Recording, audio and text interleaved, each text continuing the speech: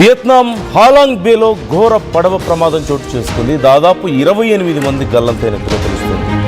కేవలం 4 మాత్రమే రెస్క్యూ సిబ్బంది కాపాడగలిగారు. 10 మంది మృతదేహాలు ఇప్పటి వరకు లభ్యమైనట్లుగా తెలుస్తోంది.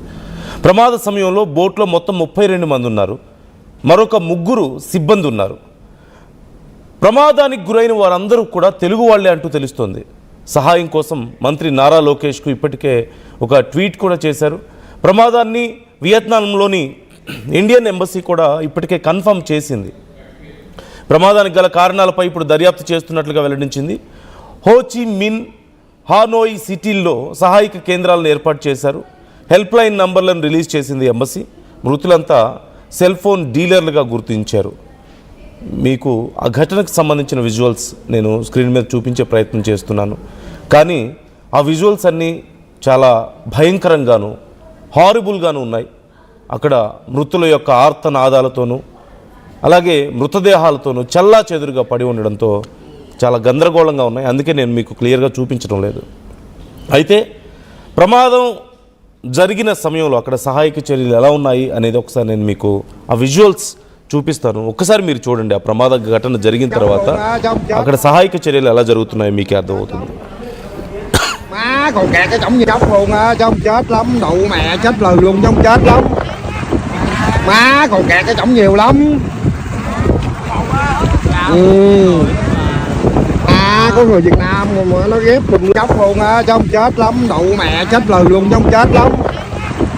Má còn kẹt cái chổng nhiều lắm.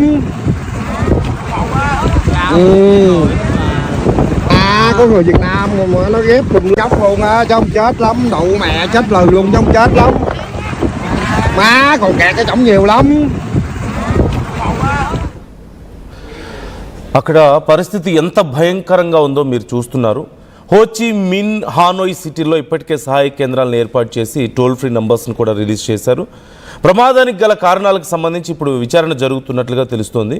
కొన్ని సోర్సెస్ ప్రకారం అక్కడ తీవ్రమైనటువంటి ఈదురుగాలులు, వాతావరణం అంతా మేఘావృతమై ఈదురుగాలు తీవ్రంగా ఉండడం వల్ల ఈ బోటు పూర్తిగా తిరగబడింది అంటూ తెలుస్తుంది. మీకు ఆ విజువల్స్లో కూడా కనిపిస్తుంది. పూర్తిగా తిరగబడిపోవడం అక్కడ మీరు గమనించవచ్చు. 32 మంది ప్రయాణికులు ఉన్నారు, 3 సిబ్బంది ఉన్నారు. అంటే మొత్తం 36 మంది అక్కడ ఉన్నట్లుగా కనపడుతుంది. ఈవెన్ సమ్ సోర్సెస్ ప్రకారం మొత్తం 48 మంది పర్యాటకులు, 5 సిబ్బంది ఉన్నారని కూడా తెలుస్తోంది. అయితే ఇప్పటికే కొంతమందిని రక్షించగలిగారు. ఒక 10 మందిని రక్షించగలిగారు. 10 మంది మృతదేహాలు ఇప్పటికే లభ్యమయ్యాయి. అలాగే 4 రెస్క్యూ చేశారు. And as per some sources మరొక 8 మందిని కూడా ఇప్పటికే రెస్క్యూ చేశారు అంటూ తెలుస్తుంది. అయితే గల్లంతైన వాళ్ళ మృతదేహాల కోసం ఇప్పుడు అక్కడ రెస్క్యూ ఆపరేషన్ జరుగుతుంది. ఒక్కసారి మీరు చూడొచ్చు ఆ బోటు పూర్తిగా తిరగబడిపోవడం. అయితే ఆ బోట్లో ఉన్న వాళ్ళందరూ తెలుగు వాళ్ళే అంటూ తెలుస్తుంది. వాళ్ళందరూ సెల్ ఫోన్ డీలర్స్ అంటున్నారు. మేబీ ఒక విహారయాత్రకు బుక్ చేసుకొని వెళ్ళుండొచ్చు. వాళ్ళెవ్వరూ కూడా లైఫ్ జాకెట్లు లేకపోవడం వల్ల ప్రాణాలతో బయటపడలేదు అంటూ కూడా కొన్ని సోర్సెస్ చెప్తున్నాయి. ఒకవేళ కనుక లైఫ్ జాకెట్స్ వేసుకొని ఉండుంటే వాళ్ళు ప్రాణాలతో బయటపడుండేవాళ్ళు. అయితే ఇక్కడ 2 విషయాలు. ఒకటి, పర్యాటకులు ఖచ్చితంగా అక్కడికి వెళ్ళిన వాళ్ళు ఏదో ఎంజాయ్ చేద్దాం, ఫొటోస్ దిగుదాం సరదాగా అని చెప్పేసి అనుకుంటూ ఉంటారు. ఆ టైంలో వాళ్ళు లైఫ్ జాకెట్స్ వేసుకోవడానికి ఇష్టపడరు. ఏం ప్రమాదం జరుగుతుంది అని కొంచెం నిర్లక్ష్యంగా కూడా ఉంటారు. కానీ ఇదిగో ఇలాంటి దారుణాలు, చిన్న చిన్న తప్పుల వల్లే ఇలాంటి దారుణాలు జరుగుతున్నాయి. అయితే ఇక్కడ పర్యాటకులను తీసుకువెళ్ళినటువంటి సంస్థ లేదంటే అక్కడ బోట్ ఎవరైతే నిర్వాహకులు ఉన్నారో వాళ్ళు ఖచ్చితంగా లైఫ్ జాకెట్స్ని వేసుకునేలా చేయాలి. పర్యాటకులకి అలాంటి ఒక రూల్ పెట్టాలి. అప్పుడే మేము లోపలికి తీసుకువెళ్తాం. అంత లోతుగా ఉన్న వాటర్లోకి వెళ్ళిన తర్వాత ఏదైనా ప్రమాదం జరిగితే ఎవరు బయటపడరు అని చెప్పి వాళ్ళని హెచ్చరించాలి. కానీ ఖచ్చితంగా ఇప్పటికే వాళ్ళు అలాంటి జాగ్రత్తలు తీసుకోలేదు అనేది కూడా అర్థమవుతుంది. అక్కడ మీరు చూడొచ్చు చిరంజీవి అనే వ్యక్తి ఒక ట్వీట్ చేశాడు.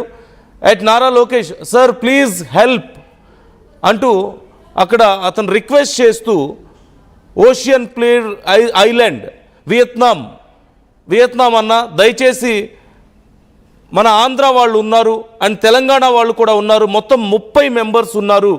ఐలాండ్లో బోట్ రివర్స్ అయింది sir, please help sir immediately అంటూ కాంటాక్ట్ నంబర్ కూడా ఇచ్చారు. అక్కడ జరిగినటువంటి ప్రమాదానికి సంబంధించి మాకు దయచేసి హెల్ప్ చేయండి అంటూ రిక్వెస్ట్ చేసుకుంటూ నారా లోకేష్ని ట్యాగ్ చేస్తూ ఒక ట్వీట్ కూడా చేయడాన్ని మనం చూస్తున్నాం. ఇప్పటికే సహాయక చర్యలు జరుగుతున్నాయి. మరి ప్రభుత్వం నుంచి ఎలాంటి రెస్పాన్స్ వస్తుంది అనేది చూడాలి. నారా లోకేష్ ఎలా రెస్పాండ్ అవుతారనేది చూడాలి. ఇప్పుడు ఈ ట్వీట్ సంచలనంగా మారింది. ఈ ఘటనకు సంబంధించి మరిన్ని డీటెయిల్స్ తెలుసుకుందాం. మా ఏపీ ఇన్పుట్ ఎడిటర్ కృష్ణమోహన్ మనతో జాయిన్ అవుతున్నారు. కృష్ణమోహన్, నారా లోకేష్కి వాళ్ళు ట్వీట్ చేశారు. మరి ప్రభుత్వం దృష్టికి కానీ మంత్రి దృష్టికి కానీ వెళ్ళిందా ఈ విషయం? ఎలాంటి రియాక్షన్ ఉంది ఏదైనా ఇప్పటి వరకు? అండ్ అక్కడ పరిస్థితికి సంబంధించి డీటెయిల్స్ ఏమైనా తెలుస్తున్నాయి? అందరూ తెలంగాణ ఆంధ్రాకి సంబంధించిన వాళ్ళే, అందరూ తెలుగు వాళ్ళే అంటూ తెలుస్తోంది. నందు, వియత్నాంలో జరిగిన ఈ బోటు ప్రమాదంలో దాదాపుగా 28 మంది దాకా చనిపోయినట్టుగా సమాచారం అయితే వస్తుంది. అయితే పోయిన వాళ్ళందరూ కూడా ఏపీ 2 రాష్ట్రాల ఒక సెల్ ఫోన్ కంపెనీకి సంబంధించిన డీలర్స్ లాగా కాపాడుతుంది. సెల్ ఫోన్ కంపెనీ అప్పుడప్పుడు అమ్మకాలు పెరిగినప్పుడు వాళ్ళు తీసుకెళ్లే ట్రిప్ ఉంటుంది. అటువంటి ట్రిప్ లో భాగంగా వీళ్ళందరూ వెళ్ళారు వివిధ ప్రాంతాల నుంచి. అలాగే కడప జిల్లా నుంచి, తర్వాత ఒక్కొక్క జిల్లా నుంచి ఒకరు ఇద్దరు వెళ్ళినట్టుగా సమాచారం. ఆంధ్రప్రదేశ్ నుంచి కూడా దాదాపు 15 మంది దాకా ఆంధ్రప్రదేశ్ నుంచి వెళ్ళారు.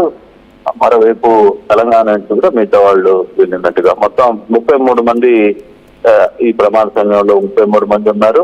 వాళ్ళలో మరో 3 వచ్చి ఆ బోటు సిబ్బంది పరిస్థితి అయితే స్పష్టంగా కనబడుతుంది. అయితే ఇది సడన్ గా జరిగిన ప్రమాదమా లేకపోతే ఎటువంటి ప్రమాదం జరిగింది అనేది అర్థం కావట్లేదు. కానీ అందరూ చనిపోయారు. దీంట్లో దాదాపుగా కొన్ని మృతదేహాలు గల్లంతయ్యాయి. ఇప్పుడు దాకా వాళ్ళ పరిస్థితి కూడా తెలియదు. అయితే ఈ సంఘటనలో ఏదైతే జాకెట్స్ చేసుకోలేకపోవడం, లేకపోతే సేఫ్ గార్డ్స్ తీసుకోలేకపోవడం, అది కొంత నిర్లక్ష్యంగా చాలా స్పష్టంగా కనపడుతుంది. మరి ఎందుకు ఆ బోటు ఈ లైఫ్ జాకెట్స్ లేనప్పుడు ఎలా అలౌ చేశారు అనేది చూడాలి. మరి ప్రభుత్వం అక్కడ వేసిన ప్రభుత్వం ఎందుకు వీళ్ళని దాంట్లో ఎంకరేజ్ చేసింది అనేది కూడా మనం చూడాలి. బట్ దీని మీద నారా లోకేష్ కూడా ట్వీట్ చేశారు. ఇమీడియట్ గా సాధ్యమైనంత వరకు మనం చేయగలిగిన ఏముంది అధికారులకు కూడా చెప్పారు. సంబంధిత అధికారులతో ఆయన మాట్లాడిన పరిస్థితి. చనిపోయిన వాళ్ళ మృతదేహాన్ని మళ్ళీ ఆంధ్రాకి తీసుకురావాలి, ఆంధ్రాకి తీసుకుని వచ్చే ప్రయత్నం ఎలా చేస్తారు అనేది మనకు అంతున్న సమాచారం. కడప నుంచి ఒకేసారు, ఒంగోలు నుంచి ఒకరు, ఇట్లా వివిధ ప్రాంతాల నుంచి వెళ్ళారనేది. ఒక్క ఆంధ్రా నుంచి 15 మంది దాకా వెళ్ళినట్టుగా వాళ్ళ కుటుంబ సభ్యులు మాట్లాడుతున్నారు. మరోవైపు తెలంగాణ నుంచి కూడా ఒక 15 మంది దాకా, అంటే 2 తెలుగు రాష్ట్రాల నుంచి ఈ ఒక జాలీ ట్రిప్ కి వెళ్ళారు. ఆ ట్రిప్ లో జరిగిన ఈ ప్రమాదం చూడాలి. మరి కుటుంబాలు లేదా కంపెనీ ఏ విధంగా రియాక్ట్ అవుతుంది దానికి సంబంధించింది. తర్వాత ప్రభుత్వం ఎటువంటి చర్యలు తీసుకోబోతున్నారు అనేది కూడా చూడాల్సిన పరిస్థితి అయితే ఉంది. ఇంకా కొంత పూర్తి వివరాలు రావాలి.